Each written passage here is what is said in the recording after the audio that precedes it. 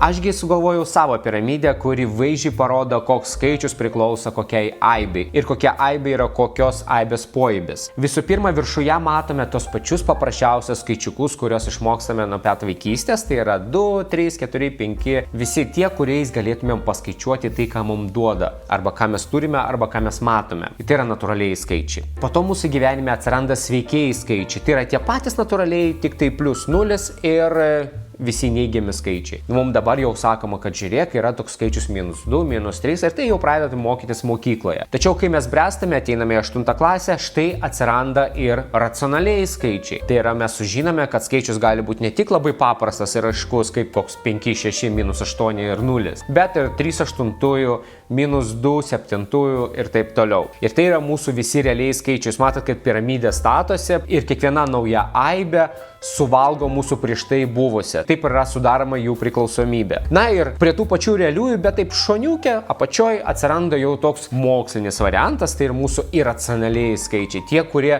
likti gyvenime nelabai dažnai naudojami, kol jų mums neprireikia, bet jie egzistuoja, mes negalime jų ignoruoti ir jie irgi priskiriami prie realiųjų skaičių. Taip atrodo piramidė ir priklausomybė, mes prie jos dar sugrįšime. Aš išvis patarčiau jums padaryti screenshotą čia, jeigu jums tinka ir patinka mano aibių atvaizdavimas, ir išsaugokite ją, nes šitos piramidės mums reikės sprendžiant visus pratimus susietus su skaičių aibėmis.